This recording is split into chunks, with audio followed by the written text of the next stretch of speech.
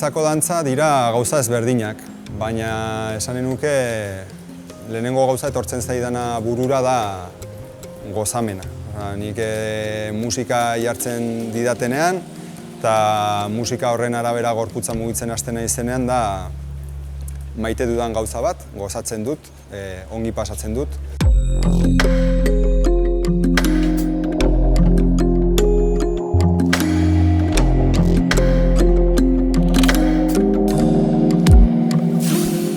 Dantza da oasi bat ere niretako. Ni joaten naizen saiora eta ez dakit egun txarra izan badut, hasten ditute gauza guztiak. Esaten dute dantzak ekartzen duela serotonina askatzea eta serotonina hori dela ongizatearen edo alaitasunaren hormona. Ez dakit horregatik izanen den, baina niri hasten zaizkit gauza guztiak. Eta da gaur eguneko mundu zor hontan eta sorgin gurpil hontan gelditzeko gune bat.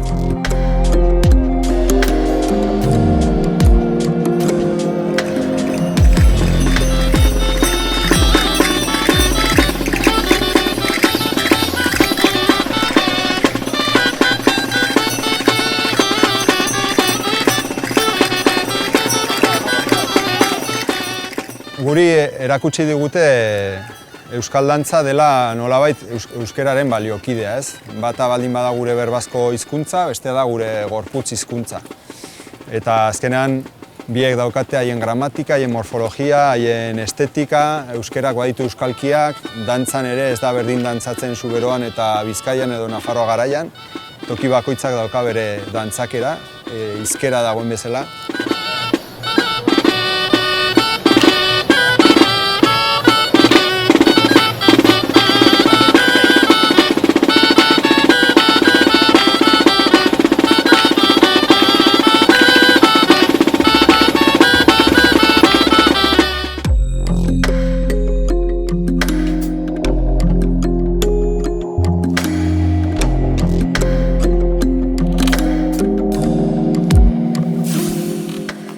Nik irudikatzen du tradizioa pixka bat, pertsona baten bizia bezala, ez? Gure gurasoengandik jaso ditugula balore batzuk, egiteko molde batzuk, ohitura batzuk gure familian, eta gero autonomo egiten joan garain einean edo joan naizen einean, beste pertsona batzuekin elkar harremanean, edo irakurriz, edo ikusiz, edo hola, pixka bat gure motxila gauzez betetzen joan garela, joan naizela. Eta beraz, motxila horretan daukagunarekin orain zer egiten dugun, niretako hori da tradizioa. Orain, momentu honetan, erabiltzen dugun gauza garaikide bat. Aspalditik etor daitekena, baina gaur egun erabiltzeko.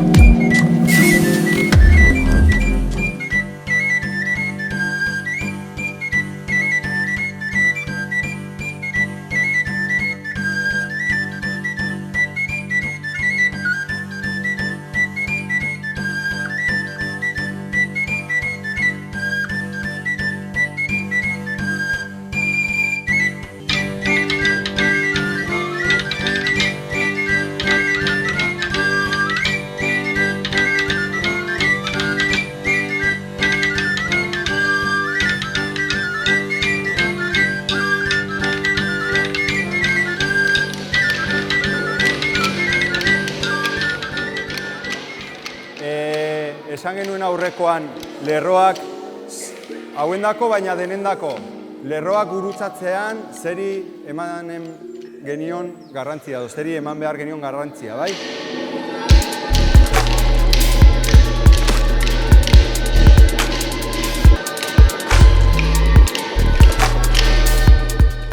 Gure dantzataldean, duguna dantzataldean, saiatzen gara modu batean, garai batean, herrietan, familietan, dantzaren transmisioa nola gertatzen zen, hori erreproduzitzen, ez gaude justu kontestu horretan.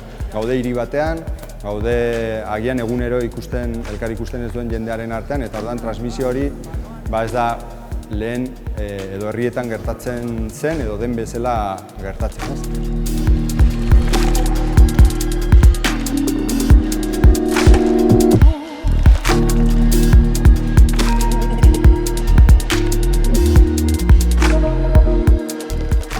transmisio tokia ensaioa da, hor saiatzen gara gaztei azaltzen gauzak nola egin izan ditugun, nola egiten ditugun orain, zergatik.